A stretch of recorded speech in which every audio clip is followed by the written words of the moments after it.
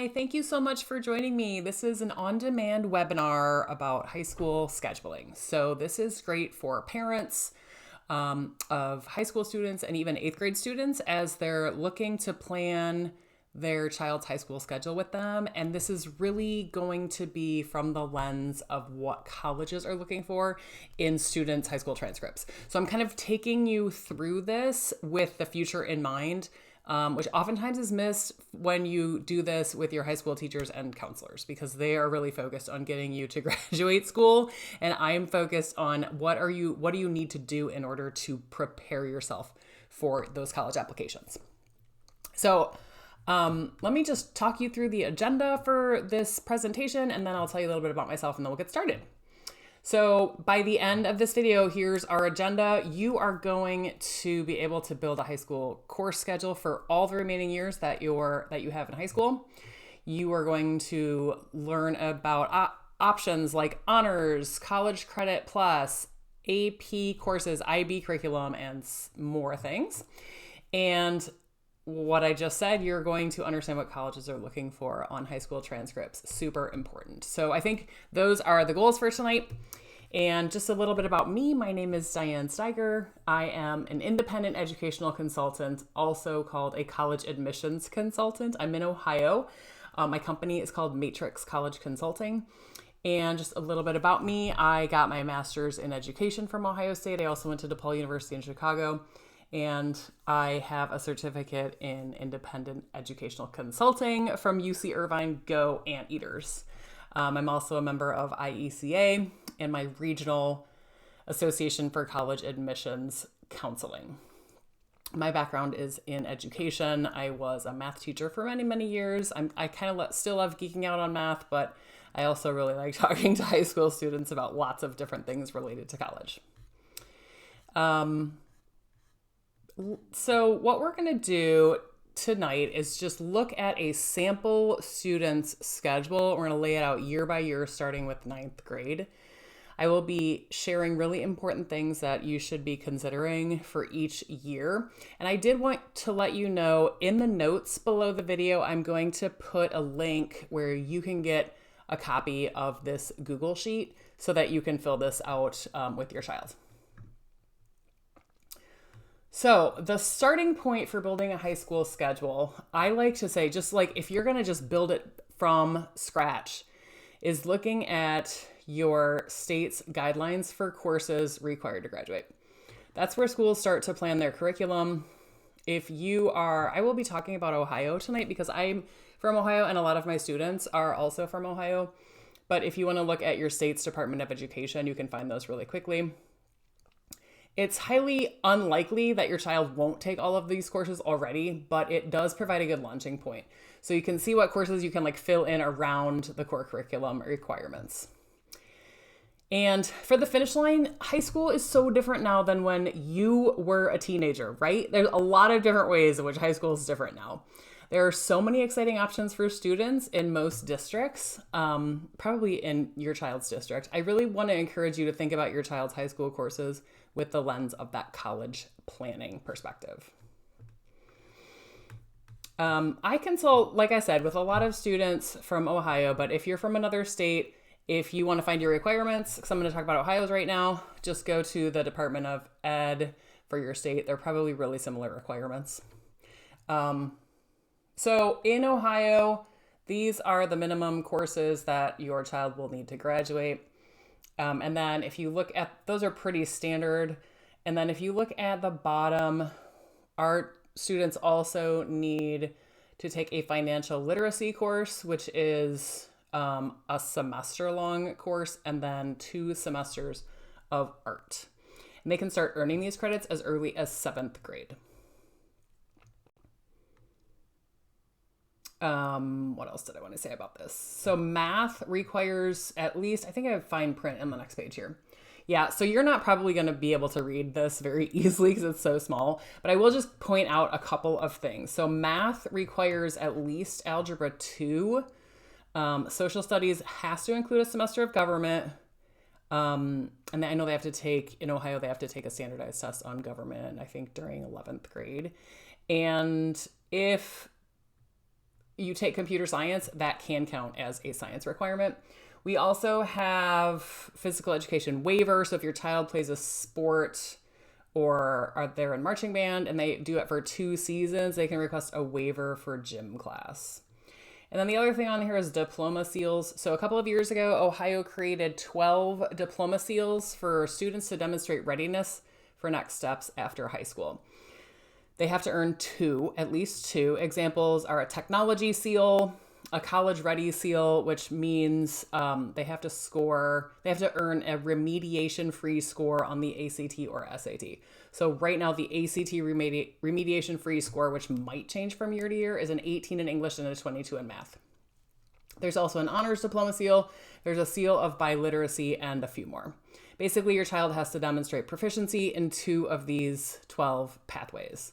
And I believe now, at least in the district I'm in, the transcript will reflect when they've completed these seals. But you can always ask your student can ask their guidance counselor or their school counselor, and they will be able to know which seals they have completed. Okay, so that's kind of the starting line is where, how are you going to you got to kind of work ourselves and get all of those credits in there. And then the finish line is what are colleges looking for? So rigor is, I cannot stress how important rigor is in your child's high school transcript. So what does that mean? You can show rigor by taking AP courses, which we'll talk about all these coming up. AP courses, IB, which stands for International Baccalaureate courses, or an entire diploma with IB. They can take college credit plus or dual enrollment classes. All of those kind of represent college level work. So they are all kind of demonstrating an indicator of success so if they succeed in these classes in high school, there's a high likelihood they're going to be successful at a college with that same level of rigor. The next bullet point I have on there is classes that are meaningful to the student. So what are their areas of strength? Are they taking classes pertaining to a potential major, and have they done well in those classes? And then a good GPA, and then I put, but also. So grades are super, super important for colleges. However, I work with some parents who have kids struggling in certain subjects. So there's some good news in that, which is if your child, let's say your child for some reason had a really bad freshman year, or had a couple of bad grades freshman year, maybe sophomore year. If they are showing improvement in their grades or like an upward trend, that is also really good and something they can speak to on their college applications because it shows they've been successful at overcoming challenges, which is something colleges are looking at. So each year I would just say, have a conversation with your child and say, okay, how have you done in these classes? Which classes do you like? Which class topics do you maybe want to pursue more, and adjust the rigor accordingly. So if they are like, hey, mom, dad, math is my favorite subject, maybe you can bump them up and do an honors or an AP class the following year. I have a tip here as well, which says colleges mostly consider grades from 9th through 11th. So your child will be applying to college pretty close after the end of their junior year. Okay, it's fall of senior year, before any senior year grades are in. In most districts, high school students can typically take about 7 classes a year. That's 28 classes overall, 28 credits, but the colleges are really only looking at the first 21. Okay, so freshman, sophomore, junior years count huge. And then senior year classes are super important too. You do have to report to the colleges which classes you have registered for. And you do have to report your end of semester and end of year grades to any colleges that have admitted you. But in terms of college applications, we're really looking for the best possible outcome at the end of junior year and then continuing that as you finish off high school. Okay. So here's our scheduling template. So what I did is put in, so notice this says Ohio graduation requirements. Those are in purple. And I also left room for like if your child has taken anything in middle school or the summer before freshman year, I left space for that too. So again, I will provide a link to get your copy of this template in the notes. Okay, so we're gonna first talk to parents of current 8th graders. So your child is probably going to receive information through the middle school counselors about when they're supposed to register for classes the following year. They're probably going to be talking to their teachers, getting signatures, saying, hey, I am in your class right now. I feel like really good about it. What should I take next year? What are my options? So there are kind of different considerations for each grade. And here's what I think about when I think about talking to kids who are going to start high school next year. It is a transitional year. So they have a new school probably.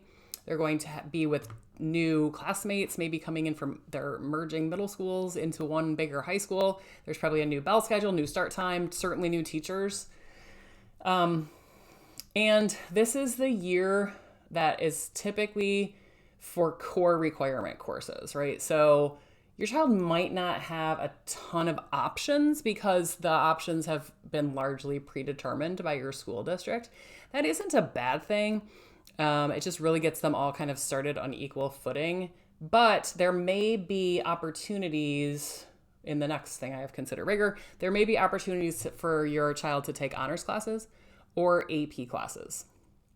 So I would consider, depending on your child, totally up to you, I would consider starting slowly, like 1 or 2 honors or AP classes to gauge the workload and the stress level, okay? And some of you might wonder if your child should schedule a study hall. So I would say this, most high school counselors recommend it. It is probably not required. Some schools have freshman study halls. They're designed to kind of be a little bit of a social hour sometimes. So they might have games, they might engage in other activities. They might kind of encourage them to meet other people in their freshman study hall. So I would say this is a definite conversation between you and your child. Do they have a study hall or study center this year? Are they using it, right? Like, do they need it for the classes they're in now? If they take harder classes next year, are they going to need a study hall? But it's perfectly fine to try to not, to sign up for classes with a full load. And then if they figure out that that's really missing from their schedule, maybe they can change it for the next semester. I would also consider things like, activities they're participating in outside of school. Because if they're in sports year round, or if they're planning on participating in marching band or other kind of activities that take a lot of time, they might really appreciate that study hall. Okay, so this is our sample student. I think I'm going to try to make up a nice name for my student. I think I'm going to call him Frank. I don't know any 8th graders named Frank, so we're pretty safe here. So this is what Frank has decided on for his 9th grade schedule. He took Algebra 1 and Physical Science, which are offered at his school in 8th grade. So he already has 2 full high school credits for his graduating. That also opens up other science options and other math options for high school, which is really nice. So let's call him maybe a year or 2 ahead in math, depending on your district, and probably a year ahead in science. For his 9th grade classes, I would like to point out, so a couple of things. He has chosen to take health as a summer option, which is really popular because it's typically in Ohio a semester class, and a lot of students are able to complete it without too much extra time outside of the class, the summer class. So it's one of those things that can open up a whole semester in your high school schedule if you want to do that. Photography is going to take one of his fine arts. Also notice he's taking Spanish 1. So I'm going to talk about, and he's also decided to take half-year study hall, and he probably likes English the best, or maybe he is really good at reading and writing. So he's like, okay, I'm going to do honors English. Okay. So I'm going to talk a little bit about honors and world languages. So I don't know if you caught this, but in Ohio, you do not need to take a world language at all. You can graduate with no world languages. However, most colleges like to see 2 years of one world language. So if your child takes Spanish 1 freshman year, doesn't like Spanish, changes to French 1 sophomore year, they need to do French 2 junior year, because it's one language 2 or more years. If you're looking at highly selective schools, think about 3 or 4 years of that language. And a lot of my students love their language classes, and they'll easily take 3 or 4 or even 5 years of their world language. So I guess I've covered most of that. And then let's talk about honors. So honors classes are generally, they can be either more accelerated or they can go deeper into a subject. It definitely adds rigor. Most districts offer honors. A lot of districts will bump the GPA, so you get a slight GPA boost, which students love. So in my district, they offer a 0.5 point grade boost. So if you get an A, it's a 4.5. You don't earn any college credit for honors courses, but it's a nice way to, take a subject you like, go a little bit deeper with it, and decide if you want to continue on the honors path. But I think honors classes are great. It's kind of like a step up from a regular class, and it's not a high risk situation. Okay, so in 9th grade, the curriculum is partially prescribed. You get the choice on the world language. You get to decide if you want to take any honors or AP classes, depending on if your school offers them. Some schools don't let freshmen take AP classes, but some schools do. But in 10th grade, your child is going to be able to choose from a wider variety of options. So they are still going to be taking their core requirements, those 4 years of math, those 4 years of English, the science requirements. They're going to have more choices. And if they did well in their classes or in certain of their classes, I would challenge them and say, okay, let's get serious about English. You did really well in honors English. You loved your Spanish class. Let's continue along the path and maybe add even more rigor, just to see how it goes. Okay. So this particular kid, Frank, let's see what he did. Okay. So he's bumped up. He apparently still likes English. So he's in honors English 2. He did well in, let's say, Algebra 1, which is a little bit more indicative of your success in Algebra 2. So he is taking honors Algebra 2. This is a former math teacher here. So I am happy to talk to you about which math classes your child should be taking. He got his waiver for a sport, for phys ed. The natural sort of promotion of science is to go from physical to bio to chem in my district. So he's just doing kind of the typical progression there. He would have the option of taking regular U.S. history or AP U.S. history, which is a pretty hard class. In a lot of districts, that's really offered junior year, but in my district, it's offered sophomore year. That's generally the hardest class the first really challenging class students have in my district. And then he's getting in some writing and public speaking classes. So I want to focus on this AP course. Okay, so AP is kind of the next hot topic we have here. So AP curriculum it's a national standardized curriculum, and it's designed by College Board. College Board, as you probably know, does all the AP tests, but they also do the SAT. So College Board kind of rules a lot of the college admissions world. So it's very rigorous, or it can be. There are up to 38 courses offered. I think it actually might be 40 now. I attended a presentation from AP, and I know they added pre-calculus this year in my district. And they're talking about adding a couple of more AP classes in the next year. So I think the number might be 40 or 41 now, but most districts only offer a certain selection of those AP courses. In my district, and probably most districts, it's a 5.0 scale. So you're getting an entire grade boost. So if you get an A, you get a 5.0 instead of a 4.0. And students are basically preparing to take a pretty rigorous test in April or May for their course. Every student in the country takes the AP test for that subject the same day. Okay, so there's you have to sign up for the exam in, I think it's November, and pay for it. It's like $100, and then you all take it on the same day. So it's a very high stakes, stressful test, but that's also going to happen at college too. So I think it's good for college prep. I would like to say you can also get college credit potential. So the AP exams are based on a scale of 1 to 5. Colleges will give credit if your child gets a 5. Most colleges will give credit if your child gets a 4, and a lot of colleges will give credit if your child gets a 3. The only thing is you don't have any idea when you're signing up for AP courses where your child's going to go to school. So you just have to hope they do well and hope you get the college credit. That's kind of the case with a lot of these situations, IB as well, and College Credit Plus. We're going to talk about both of those in a minute. So sometimes people will ask me who's going to be successful in these classes, right? Should my child even try it? It sounds hard. So I would say students who are academically ready. So, hey, I really enjoyed my world history class. I'm ready to bump it up in history and try AP.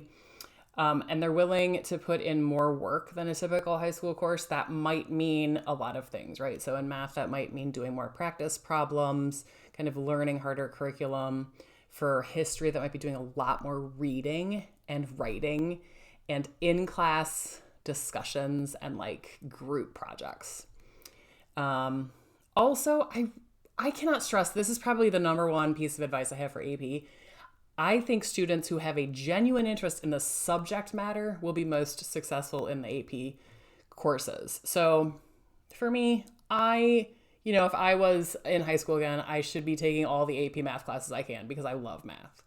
But I probably shouldn't take AP Lit because I don't, that's not one of my strengths.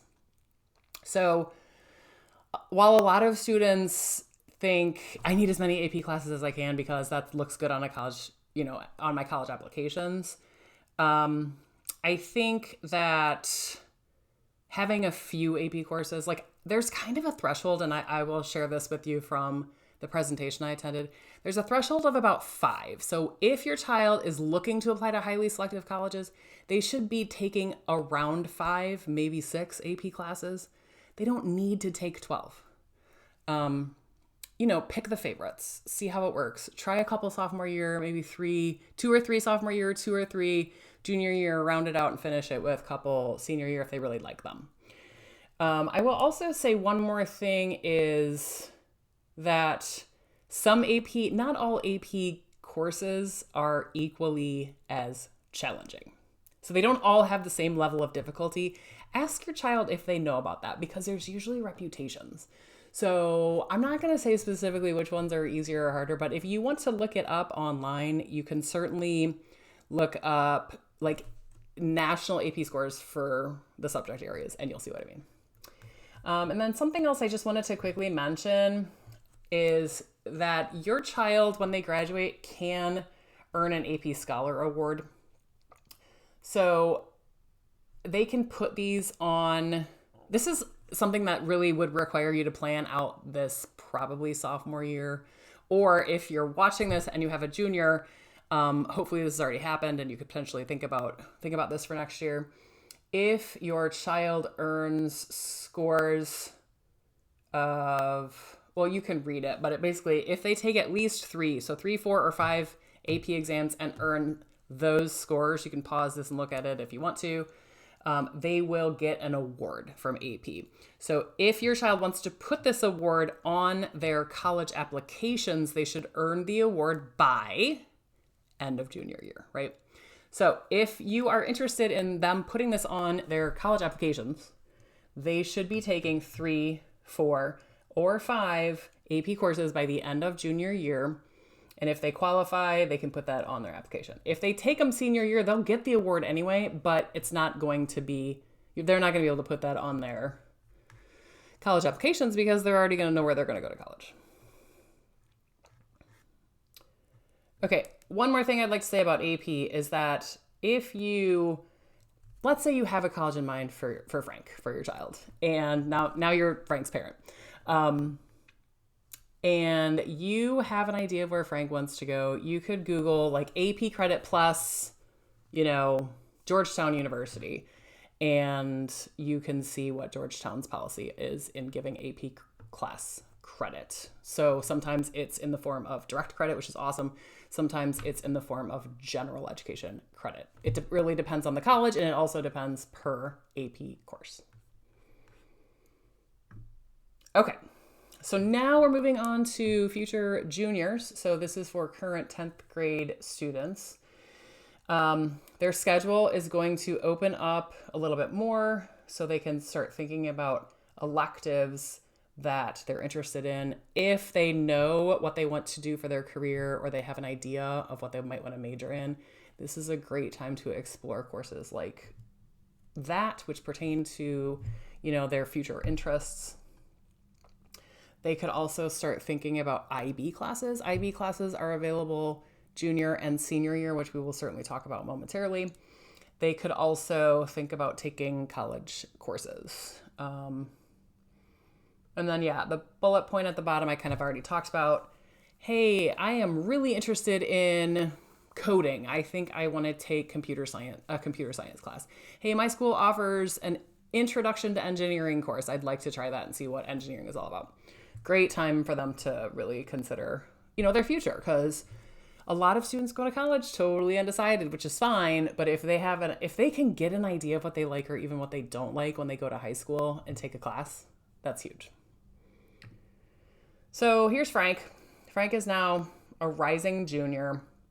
He has decided to go with College Credit Plus. He is taking, for his English class, he is taking college composition. That's actually quite popular amongst my district, my juniors or seniors. It's a lot of seniors because it's a 1 semester class. You get credit for a whole year, which is true about College Credit Plus classes. And you can even take it virtually here. So a lot of students like that option. Did well in math, gonna go with honors pre-calc. Some districts are offering AP pre-calc, which probably replaces honors pre-calc. Also doing AP environmental science. So check that out. He's doing an AP science class now. And then taking care of his government requirement, personal finance requirement too. Spanish 3, love it. I love that he has 3 years of Spanish. I'm not sure if this is going to come up later in the slides, so I'll mention it now just in case. If your child is going to consider being a STEM major, please have them take physics. Please, that's all I'll say. Physics is really important, and it's sometimes required for STEM heavy institutions. So physics, please have them register for a physics class. There's usually multiple options at high schools for physics, including a couple of AP options. Okay, so let's have a look at College Credit Plus. It's also called, depending on the state you live in, dual enrollment. So College Credit Plus is courses that are taken through a college. So sometimes, like my school district has a fantastic dual enrollment program where instructors from a large community college will come to our district in a building and actually teach in the building. So our students don't even have to go to the campus, which is super nice. But it's really important to pay attention to the institution that is giving the college credit. If your child gets college credit from a community college, that has a less likelihood of transferring to a direct course at a college. And if your child is going to end up at a highly selective college, it might not count at all. So keep that in mind. If they get university credit, like some students here will apply, be accepted, and take college classes at Ohio State, those classes have a higher likelihood of transferring directly to the university your child eventually is going to attend. Okay. GPA boost is a 5.0, same for AP. So in my district, that is appealing for sure. And then what I said, I touched on this briefly. It is usually 1 semester is a credit, right? So you can really get a lot of credits knocked out by taking these courses. Like you get 2 of your English credits done in 1 year if you take an English semester 1 and an English semester 2. You are also like the reason it's called dual enrollment is like, let's say you do get credit. Let's just say Ohio State. If you get a biology credit, if you take a biology class from Ohio State, that's 5 credits. You get 5 Ohio State credits. You get a transcript from Ohio State with 5 credits, which could transfer to your college, depends on the college. If you go to Ohio State, it's certainly going to. And then you also get that credit on your high school transcript. So it's huge. It's a win. It's usually, like in Ohio, you can do this for free. So you're getting college credit for free. So it is so appealing for a lot of reasons. And so on that second kind of bullet point there, I said must apply and be accepted to the college. My district makes it really easy to go through it with the community college. But if my students want to take classes through the big university here, Ohio State, they have to apply and be accepted into the College Credit Plus program at Ohio State, which is super competitive because everybody wants that free tuition. So generally, students have a hard time getting in to take the college credit at Ohio State, particularly younger students. It's just becoming a bigger pool of candidates now.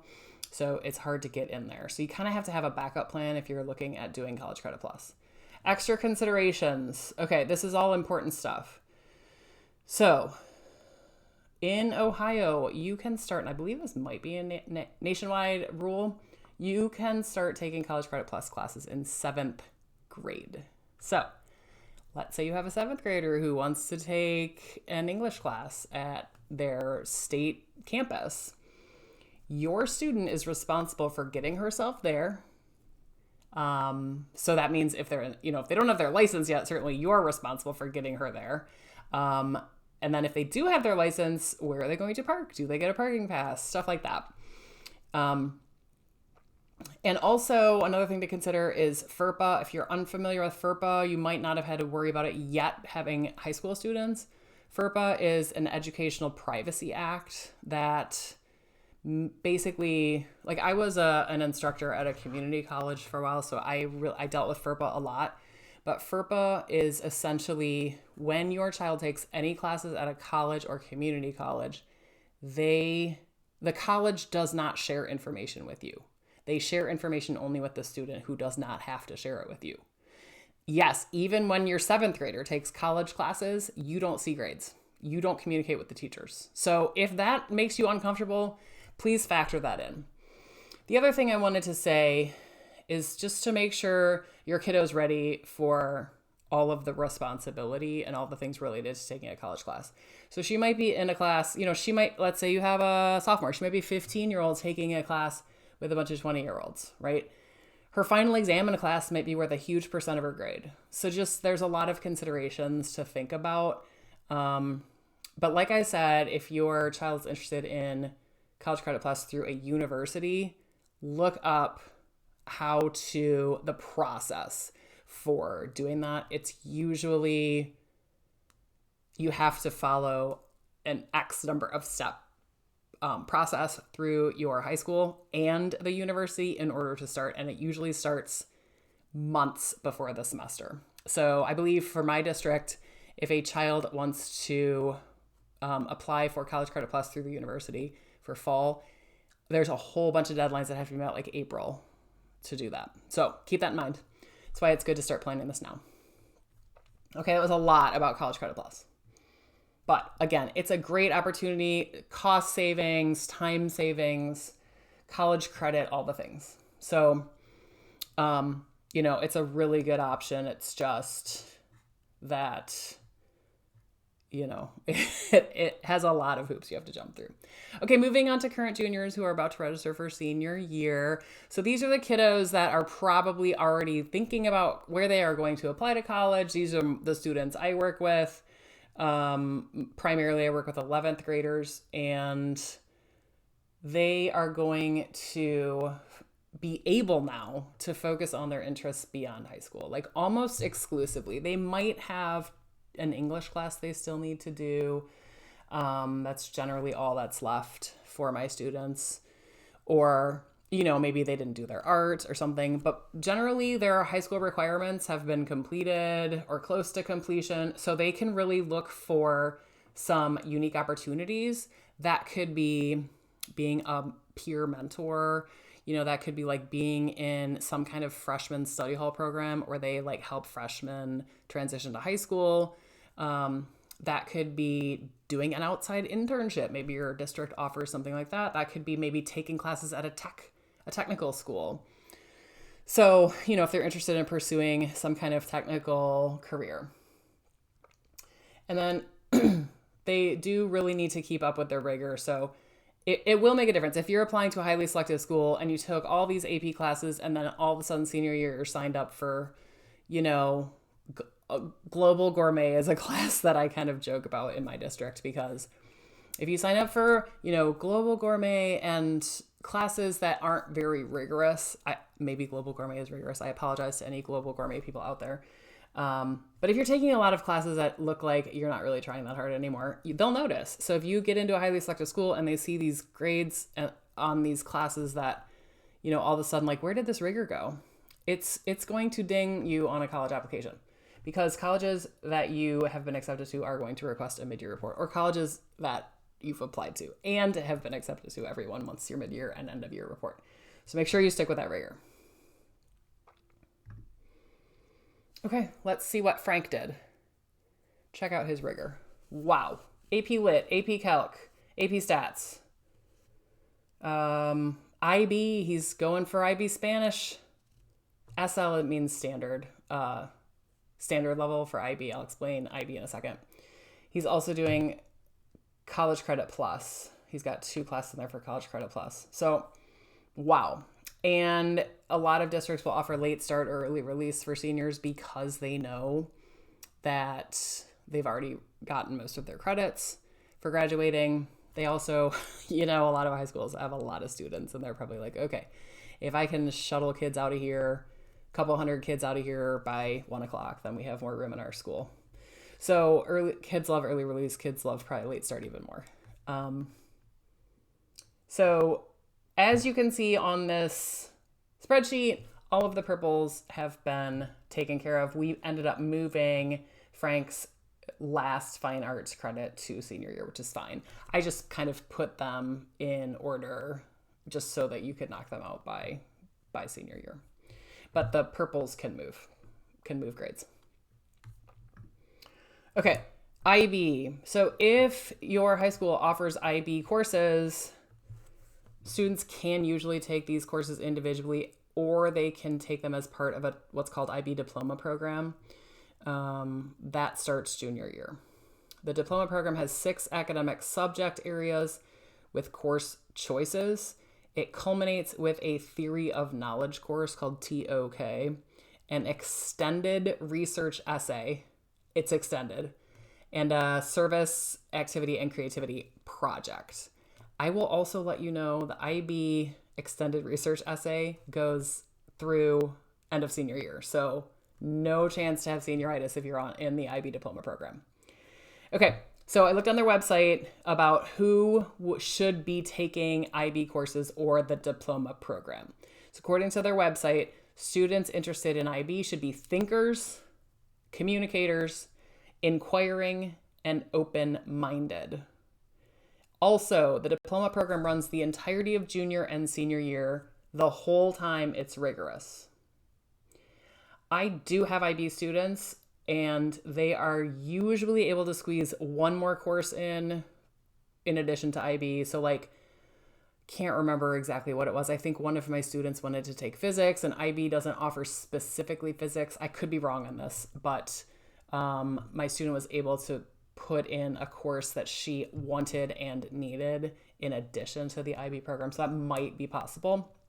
You would want to talk with your IB coordinator at your district to see if there's any kind of special needs in terms of courses that your child still needs to take. The website also says this: IB courses will help students develop skills they will need to thrive in the college setting: resilience, self-motivation, critical thinking. And colleges generally look favorably at students with an IB course or diploma background. True. This is true. IB kids are generally very prepared for college. They're really just good at thinking and writing. This is also looking at my slide based on a 5.0 scale. You get that grade boost. Everyone loves that. The first bullet point there, international framework, is true. I think it helps students gain a broader view rather than just being in the bubble of their community. And one other thing I want to mention is that potential to earn college credit piece. Generally, most colleges will take IB credit as college credit. It's still kind of a gray area because you don't know where your child's going to college. So, you might just want to look into it, pick a couple of colleges and look it up online. IB classes also have tests at the end of the year, and they are on a different scale. It's not 1 to 5. And so those would also be something you'd want to look up to see if your child would get college credit if they got a 6 or something like that. Because I think it's out of 7. So IB program, I recommend it. I think it's great. Usually it's good for students because it's like a pretty small cohort, like one class of students generally take it from a district, and those kids really get to know each other and work together throughout the 2 years that the program goes on. So IB is great.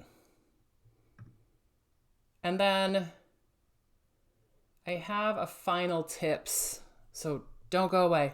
But I just wanted to tell you about some services that I offer. So the two that I'd like to kind of highlight, my juniors into senior year, so 2 years working with me, is called the Matrix Guidance Package. That is my most comprehensive package. I generally will fill up around mid-year of junior year. So if you have a junior and you're interested in getting help with all of the college process, from like, where does my child apply, and what should my child be doing in terms of letters of recommendation, and what should my child be doing in terms of testing, all of those things I help my junior and senior families with. And then also like essay and application stuff too. So if you are interested in that, I love working with students one-on-one on all of those pieces of the college process. And I also I'm currently offering SAT test prep. Once the ACT gets resettled, because they're new, I will be offering ACT again. But for right now, I'm doing SAT test prep, and my services are one-on-one, tailored to a student's needs for the topics that they are looking for help on. Do a lot of practice tests and going over questions and talking about timing and all those kinds of things. And then the other two things I would like to tell you really quickly about, I offer customized guidance for 9th and 10th graders. So it's 3 hours working with your 9th grader. It can start right when high school scheduling starts and 2 more times throughout freshman year. I can also do that for 10th graders. And then if you're interested in working with me junior and senior year, we can talk about that too. But a lot of my families will start with high school scheduling because it is so important to get that right. So if you need help with this scheduling and you really need like an individualized, conversation about what your child should be taking, what their options are, let's talk. Okay, final tips. These are so good. So important. So don't try to not compare your child's schedule, or maybe they should not compare their schedule with other kids. Everyone has unique strengths. Everyone has their own set of needs, and everyone's plan for their future is different. So, have them be excited about what they're looking forward to next year for their classes. Be flexible. High school really is a great time to explore, right? A lot of these districts are offering these really cool experiences and new courses, and it's a great time for your child to try something. If it doesn't work out, it's just an opportunity to learn, right? It's better to try and fail in high school, certainly, than it is later on in life. And then lastly, let your child make the decisions. So this one might be difficult for some parents. Some families I work with, it's like a really stressful time, the high school scheduling. You feel like you know what's best for your child, but I can act kind of as that third party So I can present facts, I can help people look at things from different angles, and that seems to help. So I would say to parents, guide your child, nudge your child, but let them have the final say in what classes they'd like to take. That's it for my on-demand webinar. Please put in the YouTube comments if you have any questions, or reach out to me at any time to, chat about having me work with your child. Thank you so much. Good luck with the high school scheduling. Bye.